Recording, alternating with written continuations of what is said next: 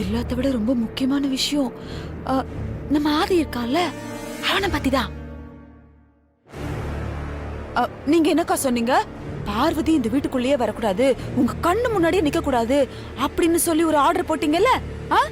நாங்க எல்லாரும் அதை மதிச்சு நடந்தோம்ல. ஆனா ஆதி பார்வதி இந்த வீட்டுக்கு வரணும்னு சொல்லி அவளுக்காக வக்காலத்து வாங்கி மறுபடியும் அவளை வீட்டுக்குள்ள கூட்டிட்டு வந்தா.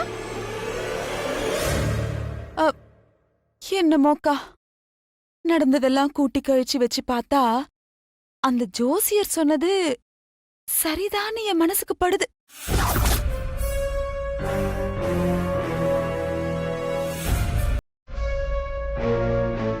சித்தி,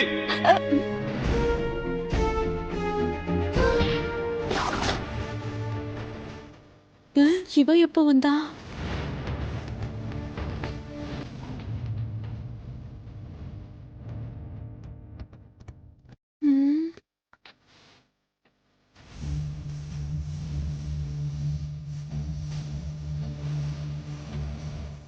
ஆதி மாமா வேற கோவமா வராரு. இன்னைக்கு என்ன நடக்க போதோ தெரியலையே.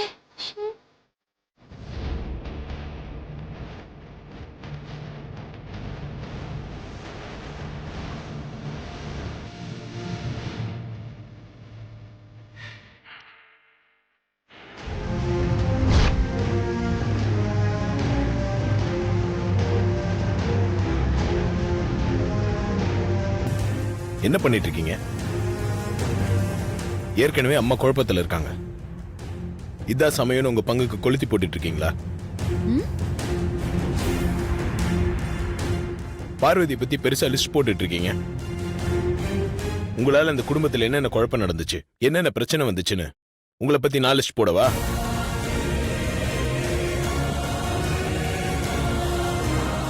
ஏதோ அம்மா அமைதியா இருக்காங்கன்னு வாய்க்கு வந்ததெல்லாம் பேசிட்டு இருக்காதீங்க. எல்லா நேரத்திலயும் நான் பொறுமையா இருக்க மாட்டேன்.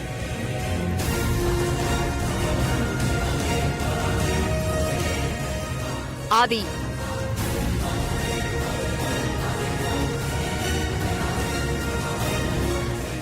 இப்போ வனஜா என்ன பேசிட்டான்னு நீ அவகிட்ட இவ்ளோ கடுமையா நடந்துட்டு இருக்க?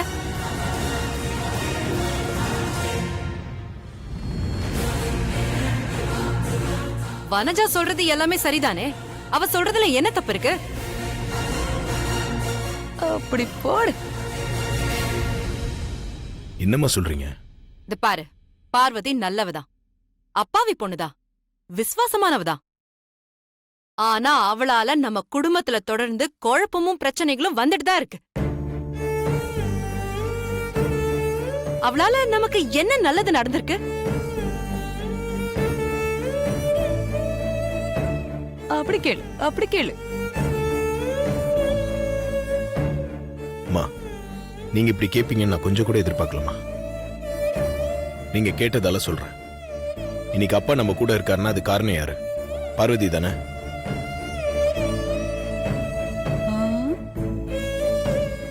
ஒரு வாட்டி இல்ல, 2 வாட்டி பார்வதி அப்பாவோட உயிரை காப்பாத்திருக்கா.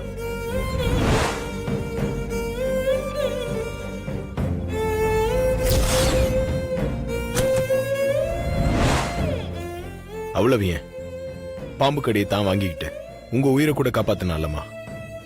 இதெல்லாம் உங்களுக்கு நல்லதா தெரியலையா?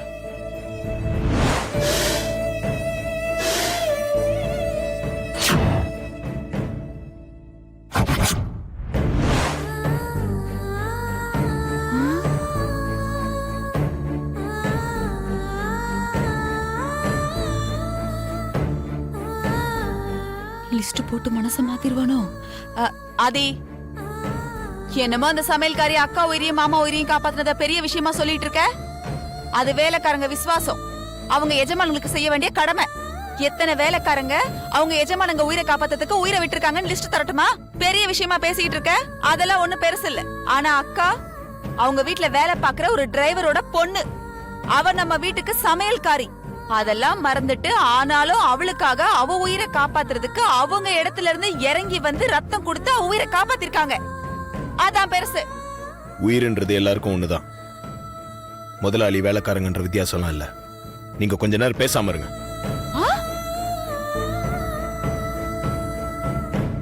பார்வதி உயிரை காப்பாத்தின விஷயத்தை விடுங்க. இந்த வீட்டோட மான மரியாதை காப்பாத்திருக்கால, அதுக்கு என்ன சொல்றீங்க? அண்ணா வனஜாமா கையில விலங்கோட இந்த வீட்டை விட்டு வெளியே போனா இந்த குடும்பத்தோட மானம், மரியாதை, கௌரவம் இதெல்லாம் என்ன ஆகும்?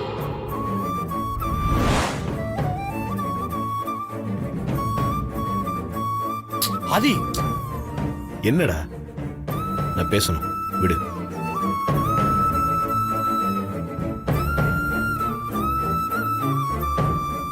ஹெர்பல் பியூட்டி கம்பெனி ஆரம்பிச்சப்போ, ஒரு கேஸ்ல போலீஸ் என்ன அரெஸ்ட் பண்ண வந்தப்போ, நான் அரெஸ்ட் ஆகி போனா நம்ம குடும்ப கௌரவம் பாதிக்கப்படும்னு ஜெயிலுக்கு போய் அவ கஷ்டப்பட்டாலே, அதெல்லாம் மறந்துட்டீங்களா? உன்கிட்ட இதை நான் கொஞ்சம் கூட எதிர்பார்க்கலாதே. இது நாள் வரைக்கும் எந்த சூழ்நிலையிலையும் நீ உன்னோட அம்மா எதிரில சத்தமா கூட பேசினது இல்லையே. ஆனா இன்னைக்கு ஏன் இப்படிலாம் நடந்துக்கிட்டாதே? இப்ப கூட நான் எதுவும் பேசாம எப்பவும் போல நடக்கிறது வேடிக்கை பார்த்துட்டு இருந்தா அப்புறம் பார்வதி ஆபத்துல இருந்து காப்பாற்ற முடியாதுப்பா. நீ பார்வதியை சேவ் பண்ணணும்னு நினைக்கிறது எங்களுக்கு புரியுதாதி. அதுக்காக உங்க அம்மாட்ட போய் இப்படி நடந்துக்கலாமா?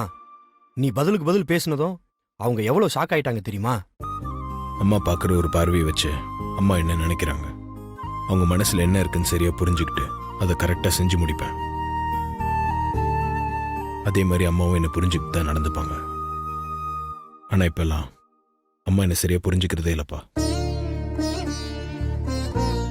பார்வதி விஷயத்துல அம்மா எதனா தப்பான முடிவு எடுத்துட்டா என்ன பண்றதுன்னு தெரியாம தான் இப்ப போராடிட்டு இருக்கேன். அப்படிலாம் நடக்காது ஆதி. ப்ளீஸ் தைரியமா இரு. அம்மா அவசரத்துல எதனா முடிவு எடுத்துட்டு அப்புறம் அதுக்காக ஃபீல் பண்ணுவாங்கப்பா. இது பார்வதிக்காக மட்டும் இல்ல, அம்மாக்காகவும் சேர்த்து தான்ப்பா போராடிட்டு இருக்கேன். அம்மா என்ன புரிஞ்சுக்கலன்னு அங்க ஆதி ஃபீல் பண்ணிக்கிட்டு இருக்கான். இங்க நீ என்னடா ஆதி என்ன சரியா புரிஞ்சுக்கலன்னு கோவப்பட்டுக்கிட்டு இருக்க. உங்க 2 பேரையும் பார்க்கும்போது என் மனசுக்கு ரொம்ப கஷ்டமா இருக்கு அகிலா. நடந்ததெல்லாம் நீங்களும் பார்த்துட்டு தானே இருந்தீங்க. யார் அங்க புரிஞ்சுக்கல? யார் மேல தப்புன்னு உங்களுக்கு தெரியல? அகிலா, சொல்றேன்னு தப்பா நினைச்சுக்க கூடாது. உன்னோட தனித்தன்மையே நீ யார் பேச்சுக்கும் ஆட மாட்ட, எதையும் சுயமா சிந்திச்சு நியாயமான முடிவு எடுப்பங்கிறது தான். ஆனா இன்னைக்கு என்ன நடந்ததுன்னு கொஞ்சம் யோசிச்சு பாரு. வனஜாவை பத்தி உனக்கு நல்லாவே தெரியும். பார்வதி விஷயத்துல வனஜா எப்படிலாம் நடந்துகிட்டு இருக்கா, அதுக்காக நீ வனஜாவை எப்படியெல்லாம் கண்டிச்சிருக்க, திட்டிருக்க.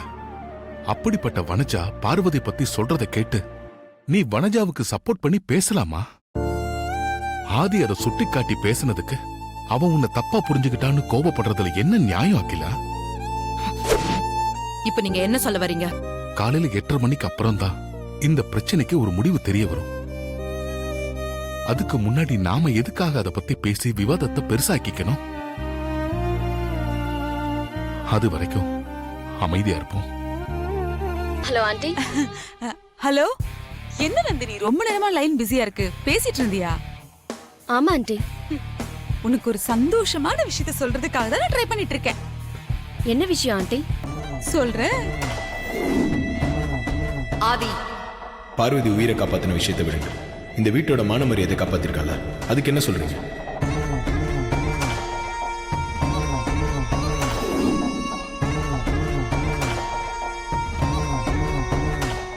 Super aunty. இத நாமளே எதிர்பார்க்காத ஒரு ட்விஸ்ட் தான்.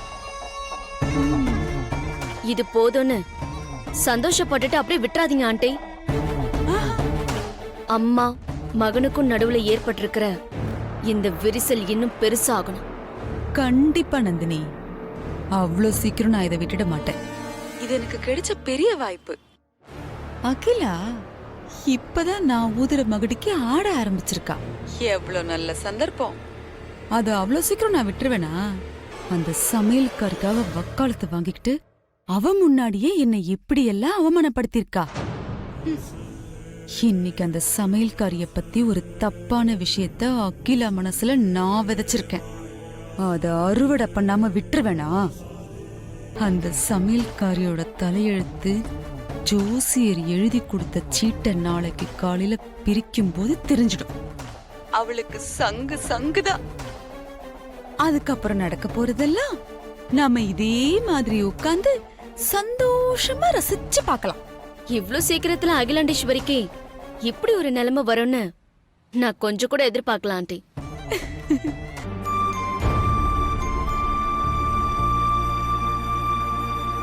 அம்மா,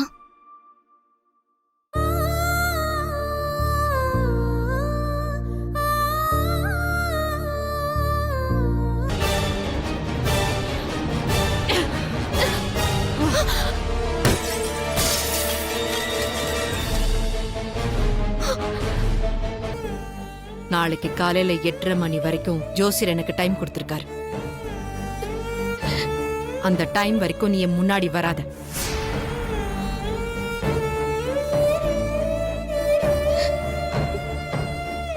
பார்வதி, பயமா இருக்கா? எனக்கு என்ன நடந்தாலும் பரவாயில்ல மாமா. ஆனா உங்களுக்கு எதுவும் ஆகக்கூடாது. உனக்கு ஒண்ணுன்னா நான் வேடிக்கை பார்த்து சும்மா இருப்பேன்னு நினைக்கிறியா? உனக்கு ஒன்றும் ஆகாது. இன்னைக்கு கூட உனக்காக தான் உன்கிட்ட செஞ்சு கொடுத்த சத்தியத்தை மீறி அம்மா கிட்ட எதிர்த்து பேச வேண்டியதா போச்சு.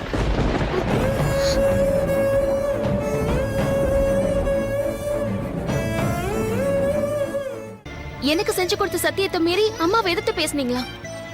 ஏன் இப்படி பேசுனீங்க? எல்லாம் சித்தியால தான். ஏற்கனவே குழப்பத்தில் இருக்கிற அம்மா மனசை மேலும் குழப்ப பார்த்தாங்க. நான் சித்தியை கண்டிக்கிறப்ப அம்மா எப்பவும் போல இல்லாம சித்திக்கு சப்போர்ட் பண்ண ஆரம்பிச்சிட்டாங்க. அதான் அம்மாவுக்கு விளக்கம் சொல்ல வேண்டியதா போச்சு. என்ன மாமா, ஏன் இப்படி அவசரப்பட்டீங்க? நம்ம ஜாதகத்தை சரியா கணிச்சு இவ்ளோ சரியா சொன்ன அந்த ஜோசியர், அவர் சொன்ன ஜோசியம் பொய் இல்லைன்னு நிரூபிக்க அம்மா கிட்ட சீட்ல எழுதி கொடுத்திருக்காருல்ல. அந்த சீட்ல என்ன எழுதியிருக்கோ அது கண்டிப்பா காலையில நடந்துரும் மாமா. காலையில 8:30 மணிக்கு அப்புறம் என்ன நடக்கும்னு நினைச்சு பார்த்தா எனக்கு ரொம்ப பயமா இருக்கு. ஆனா இதை செஞ்ச மட்டும்தான் அம்மாவை காப்பாற்ற முடியும். அம்மாவையும் காப்பாத்த முடியும்னா அதுக்காக என் உயிரை கூட நான் சந்தோஷமா கொடுப்பேன் மாமா. என்ன செய்யணும் அதை மட்டும் சொல்லுங்க. ஜோசியர் எழுதி கொடுத்த பேப்பர்ல எழுதியிருந்த மாதிரி நடந்துருச்சுன்னா நம்ம புருஷன் பொண்டாட்டின்னு அம்மா கண்டிப்பா நம்பிடுவாங்க. ஆமா, கண்டிப்பா நம்ப ஆரம்பிச்சிருவாங்க. உன் கழுத்துல தாலி இருக்கான்னு சோதிச்சு பார்ப்பாங்க.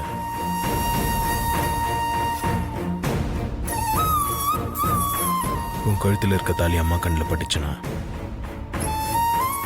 அதுக்கப்புறம் நடக்கிறது யாராலையும் தடுக்க முடியாது.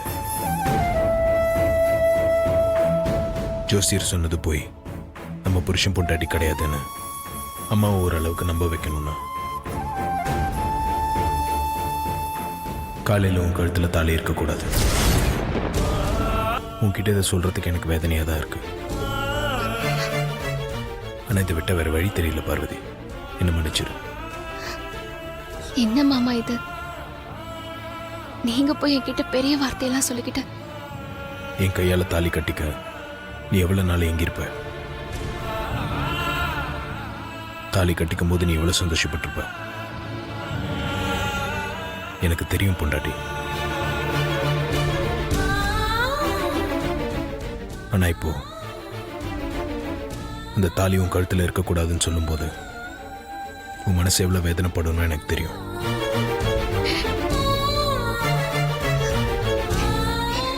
நான் சொன்னதை யோசிச்சு பாரு. நாளைக்கு நிலைமையை சமாளிக்க இதை விட்ட வேற வழி தெரியல. இது நம்ம மகனோட வாழ்க்கை பிரச்சனை மட்டும் இல்லைங்க. ஆதி கடவுர் பரம்பரையோட கௌரவ சம்பந்தப்பட்ட பிரச்சனை. இதை இப்ப விட்டுட்டா அப்புறம் பிடிக்கவே முடியாது. நான் ஏற்கனவே சொன்ன மாதிரி ஜோசியர் சொன்ன டைம் வரைக்கும் எனக்கு பசி தூக்கம் எதுவுமே கிடையாது. நீங்க போய் படுங்க. நம்ம பொண்ணுக்கு மாப்பிள்ள பாக்குறேன்னு சொல்லி அம்மா பார்வதியோட ஜாதகத்தை வாங்கிட்டு போனாங்க. நம்ம பொண்ணுக்கு நல்ல நேரம் வந்துடுச்சுன்னு நினைச்சு சந்தோஷப்பட்ட சாவித்திரி. ஆனா அவ உயிருக்கே இப்படி ஆபத்து வரும்னு நான் நினைச்சு கூட பார்க்கல சாவித்திரி. ஜாதகத்தை வாங்கிட்டு போன அம்மா பார்வதி கல்யாணத்துக்கு நாள் குறிச்சிட்டு வருவாங்கன்னு பார்த்தா அவ சாவுக்கு நாள் குறிச்சிட்டு வந்து நிக்கிறாங்க சாவித்திரி.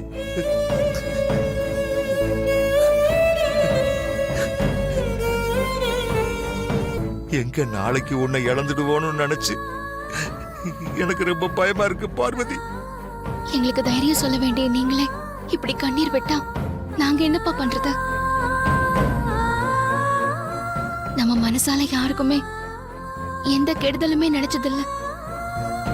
அதனால நமக்கு நல்லதுதான் நடக்கும். நீங்க தைரியமா இருங்கப்பா.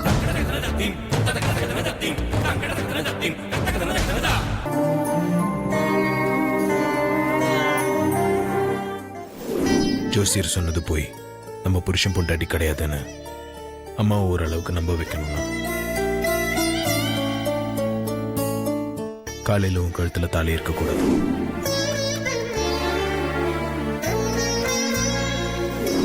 எங்க நாளைக்கு உன்னை இழந்துடுவோன்னு நினைச்சு எனக்கு ரொம்ப பயமா இருக்கு பார்வதி.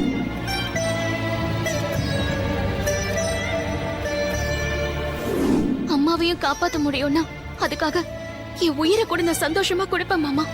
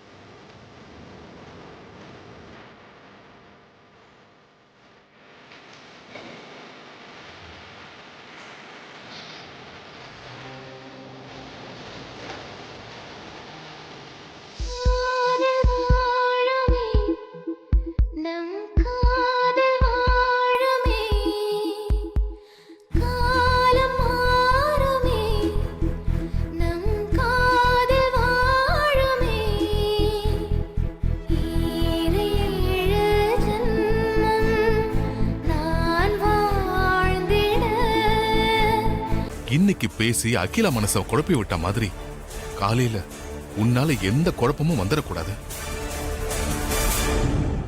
ரிக்வெஸ்டா கேக்குறேன், எனக்காக இதை செய்வியா ப்ளீஸ்? ஆசைதான். முடியாது மாமா.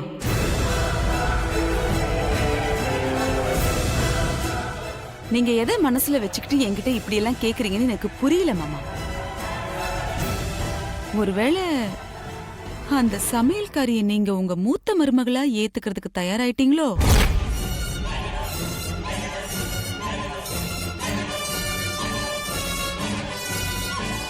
அப்படி நீங்க தயாராயிட்டீங்கன்னா அத அக்கா கிட்ட சொல்லுவீங்களா? ஜோசியர் சொன்னது மட்டும் உண்மையா இருந்தா அதை என்னாலையும் ஏத்துக்க முடியாது. ஏன்னா நானும் இந்த ஆதிக்கடவுர் குடும்பத்துக்கு மருமக தான். இந்த விஷயத்தை பொறுத்த வரைக்கும் நான் எப்பவுமே அக்காக்கு தான் சப்போர்ட் பண்ணுவேன். உங்க பேச்சை கேட்கவும் முடியாது, உங்களுக்கு நான் சப்போர்ட் பண்ணவும் முடியாது. மன்னிச்சிருங்க மாமா. சமாதானம் பேச வந்துட்டார். அகிலாமாவோட கோபம் உனக்கு நல்லாவே தெரியும். ஒருவேளை ஜோசியர் சொன்னது மாதிரி நாளைக்கு நடந்து அதனால உன் உயிருக்கு ஏதாவது ஆபத்து ஏற்பட்டா நான் என்ன பண்ணுவேன் பார்வதி?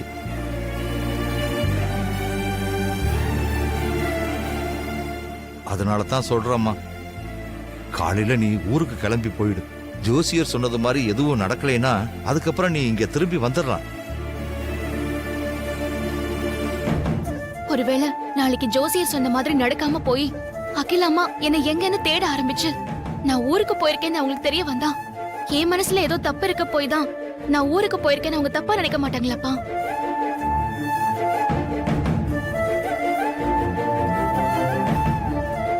இந்த மாதிரி சோதனை எல்லாம் எனக்கு புதுசு இல்லையேப்பா. இதுவரைக்கும் எனக்கு ஏற்பட்ட சோதனையில இருந்து நான் கும்பிடுற கடவுள் என்னை காப்பாத்தின மாதிரி நாளைக்கு சோதனையில இருந்து என்னை காப்பாத்துவார்னு எனக்கு நம்பிக்கை இருக்கு.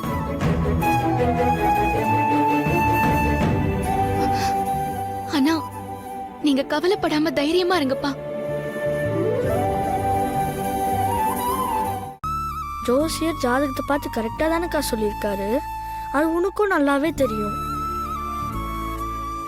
அப்போ அப்பா சொன்ன மாதிரி காலையில நீ ஊருக்கு கிளம்பி போயிருக்கலாம்லக்கா. ஏன்க்கா போக முடியாதுன்னு சொன்ன? உயிருக்கு பயந்து ஓடி போறதுக்காக நான் கல்யாணம் பண்ணிக்கலடா கணேசா. நான் மாமா கிட்ட ஒரு வார்த்தை கூட சொல்லாம ஊருக்கு கிளம்பி போனா அப்போ மாமா என்ன பத்தி என்ன நினைப்பாரு? எனக்கு மாமா மேலயும் அந்த கடவுள் மேலயும் நிறைய நம்பிக்கை இருக்கு.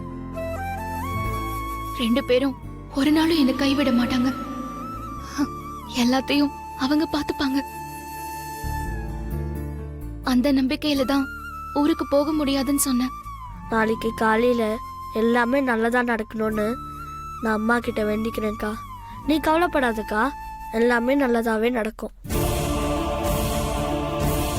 அதை எப்படி ஜோசியர் நீங்க 2 பேரும் புருஷன் பொண்டாட்டின்னு கரெக்டா கண்டுபிடிச்சாரு?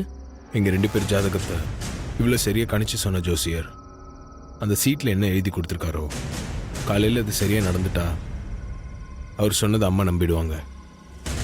பார்வதி அதை நினைச்சுதான் பயப்படுறா.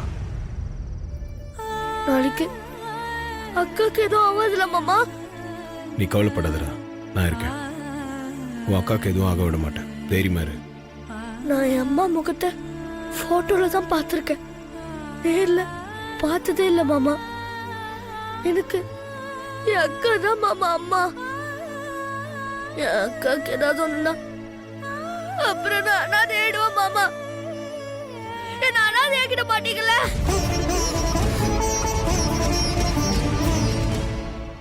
உன் அக்காவோட சந்தோஷமா வாழணுன்றதுக்காக தான் நான் அவ கழுத்துல தாலி கட்டினேன். பாதியிலே பறி கொடுக்கறதுக்கு இல்ல.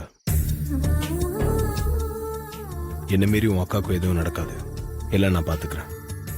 நீ கவலைப்படாம வீட்டுக்கு போ. உன் அக்கா கிட்டயும் கவலைப்பட வேண்டாம்னு சொல்லு.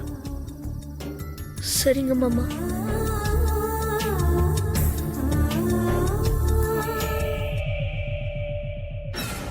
கலைச்சிருவோம்.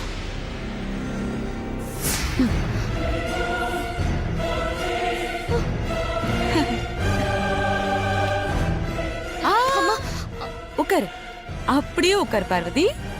அது எப்படிமா உங்களுக்கு சரிசமமா நான் உட்கார்றது? அது மரியாதையா இருக்காது.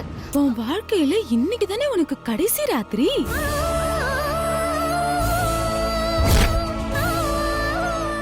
ஆமா பார்வதி, நாளைக்கு காலையில நீ உயிரோட இருக்க மாட்டல்ல. அதனால வாழ்க்கையில ஒரு நாளாவது ஏன் கூட சரிக்கு சமமா உட்கார்ந்தேங்கிற சந்தோஷத்தோட செத்து போயிடு, சரியா?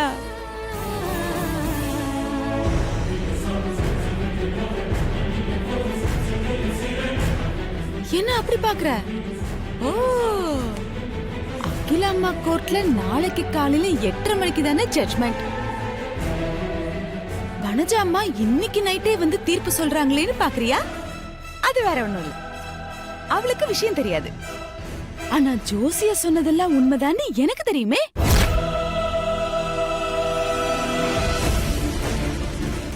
புருஷன் பொண்டாட்டி ஜாதகம்னு அந்த ஜோசியர் சொன்னது ரொம்ப கரெக்ட். அப்ப சரி, நாளைக்கு காலையில 8:30 மணிக்கு மேல உனக்கு 7:30 ஸ்டார்ட் ஆயிடும். உடனே அகிலா சும்மா இருப்பாளா?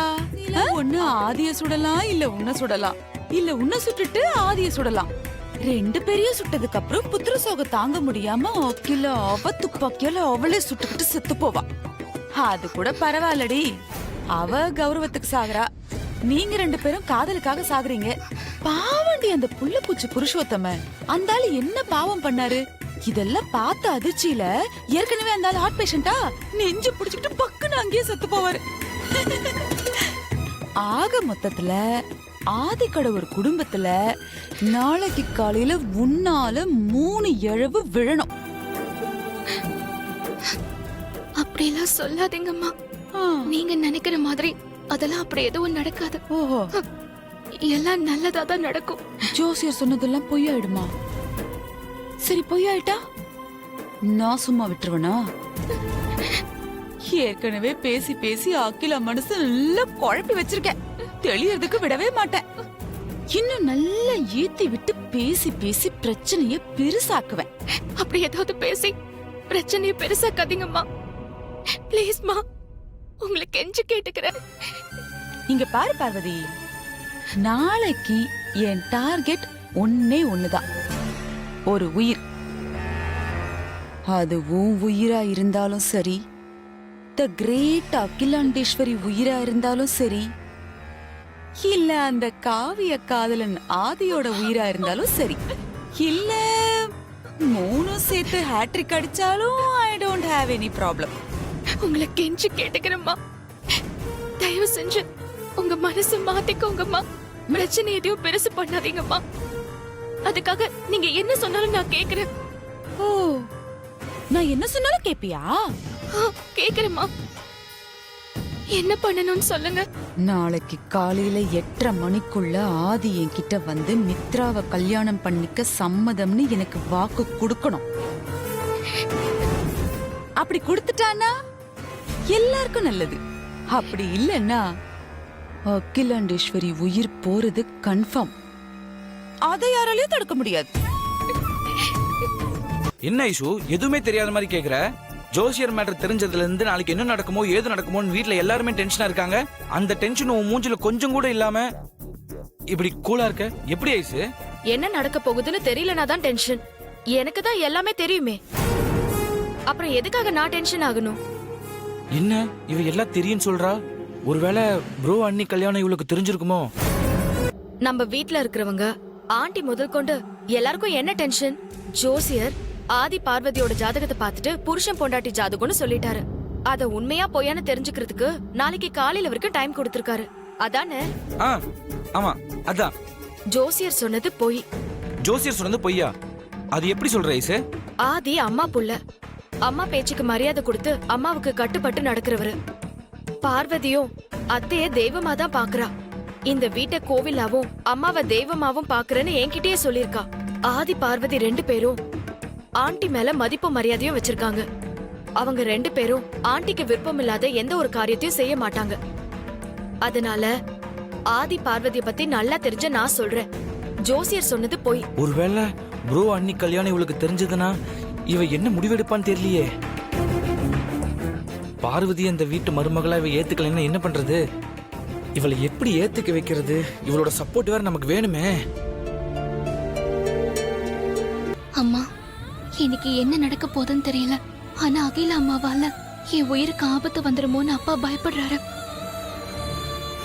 அகில அம்மா என் கழுத்துல இருக்கிற தாலிய பாத்துட்டா அதுக்கப்புறம் அம்மா உயிரை காப்பாத்த முடியாது. அதனால உன் கழுத்துல இருக்கிற தாலிய கழட்டுன்னு என் கழுத்துல தாலிய கட்டினவரே சொல்றாரு. என்ன பொறுத்த வரைக்கும் என் கழுத்துல இருக்கிற இந்த தாலில பெரியாவோட ஆயுள் இருக்கிறது உண்மைதாம்மா. ஏற்கனவே 2 தடவை என் கழுத்துல இருந்து தாலி தவறினப்போ பெரியாவோட உயிருக்கு ஆபத்து ஏற்பட்டிருக்கு. இப்ப நான் தாலிய கழட்டினா பெரியா உயிருக்கு என்ன ஆபத்து ஏற்படுமோன்னு பயமா இருக்குமா. இருந்தாலும் என் வீட்டுக்காரர் பேச்சுக்கு மரியாதை கொடுத்து என் மாமியாரோட உயிரை காப்பாத்த என் கழுத்துல இருக்கிற தாலியை கழட்ட வேண்டிய இக்கட்டான சூழ்நிலையில நான் இருக்கேனேம்மா. என்னோட இந்த நிலைமை வேற எந்த பொண்ணுக்கும் வந்துடக்கூடாதும்மா. என் மனசை கல்லாக்கிக்கிட்டு வேற வழி தெரியாம தான் என் கழுத்துல இருக்கிற தாலியை நான் கழட்ட போறேன். என்ன மன்னிச்சிருமா.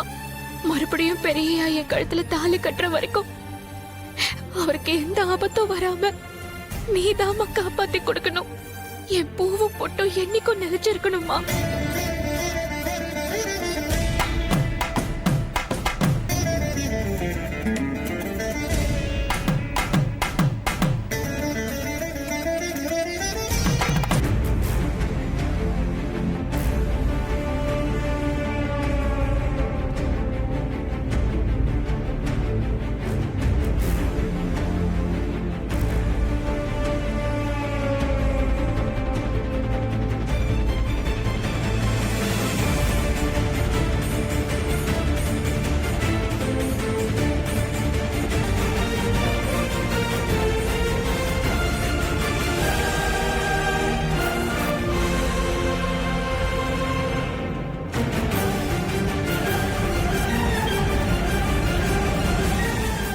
சுந்தரம் வந்தாச்சு. பார்வதி எங்க?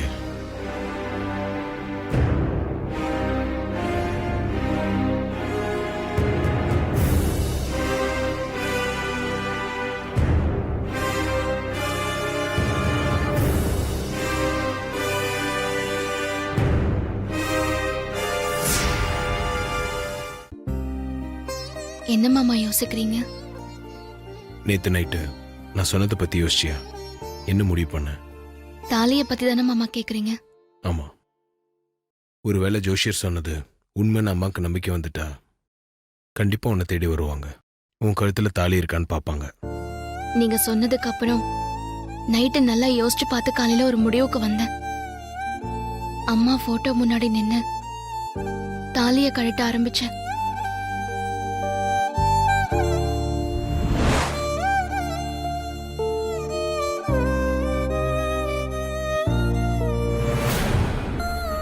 ஏத்தி வச்ச விளக்கு அணைஞ்சு போச்சு. இது நல்ல சகுனம் இல்லையே. அதையும் மீறி தாலிய கழட்டி மாமாக்கு ஏதாவது ஒண்ணு ஆச்சுன்னா? ஆஹா, வேண்டாம், தாலிய கழட்ட வேண்டாம். என்னானாலும் பாத்துக்கலாம்.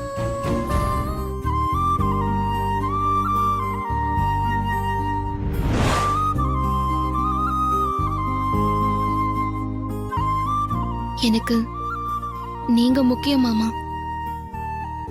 அதனால்தான் நான் தாலிய கழட்டல. எல்லாமே நல்லதா நடக்கும் நம்புவோம் மாமா.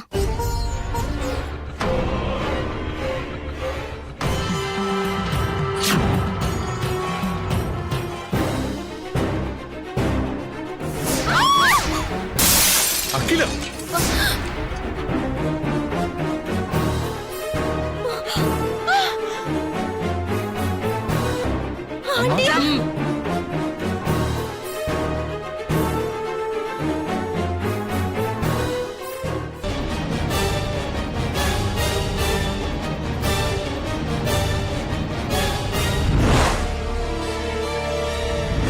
நாளைக்கு காலையில 8:31 மணிக்கு அப்புறம் நீங்க இதை பிரிச்சு பாருங்க.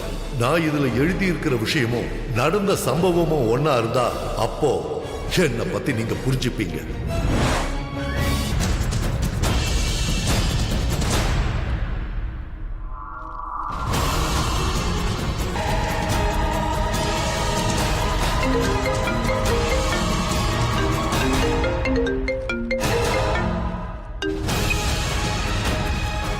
ஹலோ,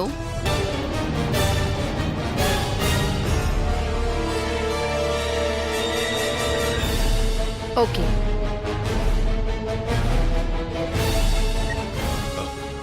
அகிலா,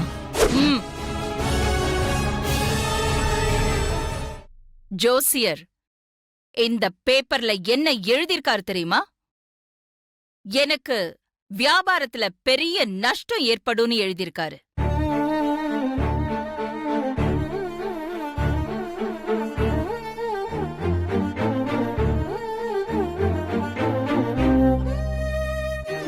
ஆனா எனக்கு இப்ப வந்த போன்ல நம்ம மேனேஜர் நம்ம புது ப்ராஜெக்ட்ல நாம நினைச்சு பார்க்காத அளவுக்கு பெரிய ஒரு லாபம் கிடைச்சிருக்குன்னு எனக்கு போன்ல சொன்னார்.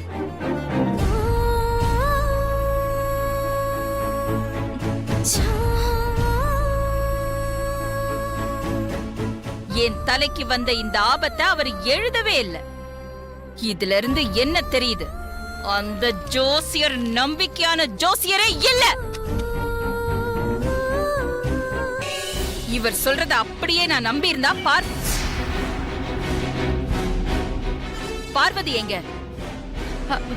அக்கா, ஜோசியர் சொன்னது நடக்கட்டும், நடக்காம போகட்டும், அதை விடுங்க. நேத்து நான் உங்ககிட்ட பார்வதியை பத்தி நிறைய சொன்னேன்ல, அத பத்திலாம் நீங்க யோசிச்சு பாத்தீங்களாக்கா?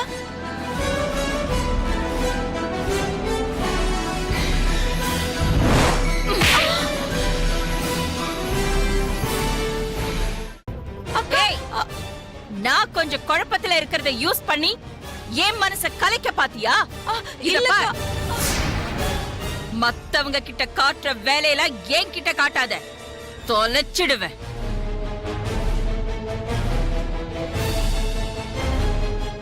சுந்தரம், அம்மா, பார்வதி எங்க? நேத்துல இருந்து நீங்க எதுவும் சாப்பிடாம இருக்கீங்கன்னு பார்வதியும் எதுவும் சாப்பிடாம இருக்கா அம்மா. காலையில நல்லா தான் இருந்தா, ஆனா திடீர்னு காய்ச்சல் வந்து சுருண்டு படுத்துக்கிட்டா. நடக்க கூட முடியலம்மா.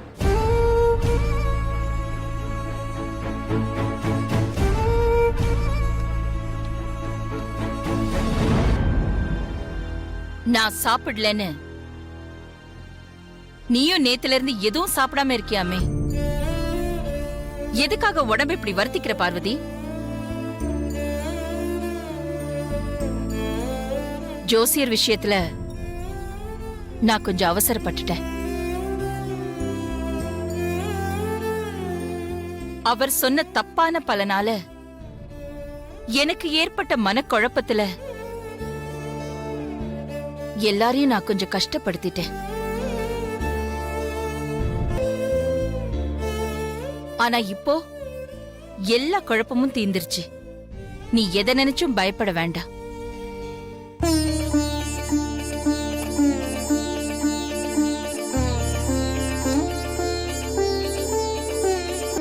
அக்கா, அதான் அம்மாவே சொல்லிட்டாங்கல்ல, இப்பயாச்சும் இந்த பாலை குடிக்கா. பாலை இங்க குடு கணேசா. என்னங்கம்மா? உன் விரதத்தை நான் முடிச்சு வைக்கிறேன். இந்த பாலை குடிச்சு உன் விரதத்தை முடிச்சுக்கோ பார்வதி. ம்.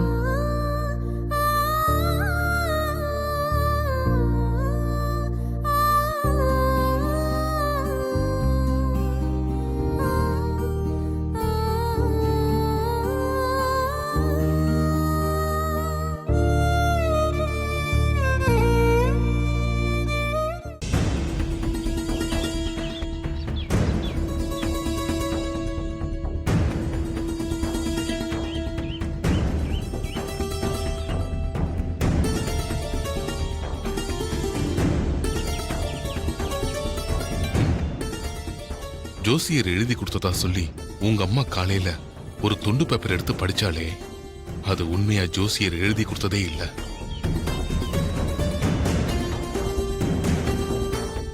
ஜோசியர் எழுதி கொடுத்த உண்மையான பேப்பர் இதுதான். இந்த பேப்பர்ல ஜோசியர் என்ன எழுதி கொடுத்தாருன்னு படிச்சு பாராதி.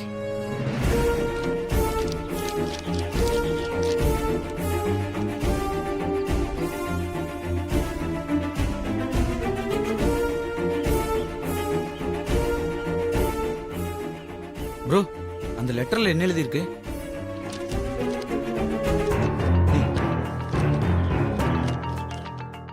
இன்று காலை 8:31 மணிக்கு உங்கள் தலைக்கு ஆபத்து.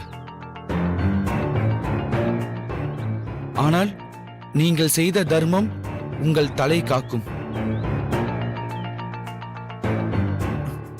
பா, காலையில் நடந்தது அப்படியே எழுதியிருக்கு. அங்கிள், இன்னைக்கு இந்த டைமுக்கு இதுதான் நடக்கும் அப்படின்னு சொல்லி ரொம்ப எக்ஸாக்டா எழுதி கொடுத்துருக்காரு அங்கிள். இதான் ஜோஷியர் எழுதி கொடுத்த உண்மையான பேப்பர்னா, அப்போ அம்மா காலையில அவங்க பேக்ல இருந்து எடுத்த பேப்பர்ல வியாபாரத்துல நஷ்டம் ஏற்படும் போட்டிருந்துச்சு. அது எழுதினது யாருப்பா? நான் தான். ஐயோ, என்னப்பா சொல்றீங்க? அந்த லெட்டர் எழுதுறது நீங்களா? ஆமா.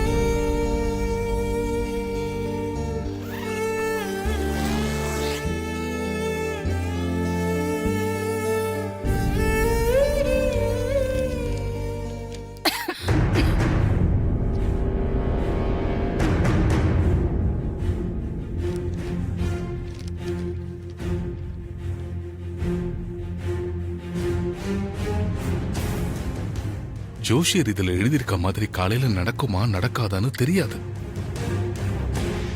ஒருவேளை இந்த மாதிரி நடந்துட்டா இந்த ஜாதகம் புருஷன் பொண்டாட்டி ஜாதகம் தான் ஜோஷியர் சொன்னதை நம்பிடுவா. அதுக்கப்புறம் என்ன வேணாலும் நடக்கலாம். என்ன பண்ணலாம்? இப்போதைக்கு அதுதான் சரி.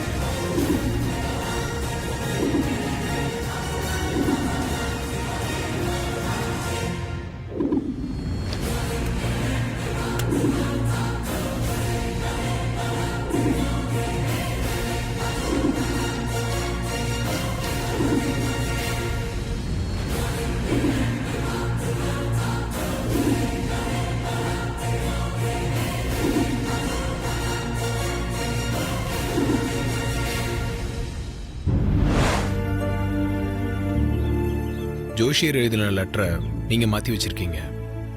ஆனா அதே நேரத்துல மேனேஜர் கால் பண்ணாரு. அது எப்படி? Correct bro. லெட்டர்ல நஷ்டம்னு எழுதுனதுக்கும் மேனேஜர் லாபம்னு சொன்னதுக்கும் கொஞ்சம் கூட சிங்க் ஆகாதனால தான் அம்மா ஜோசியர் சொன்னதை நம்பல. காலையில சரியா 8:31க்கு கால் பண்ணி மேனேஜர் கிட்ட பேச சொன்னதே நான் தான். என் மருமகளோட உயிரை காப்பாத்த எனக்கு இதை விட்டா வேற வழி தெரியல.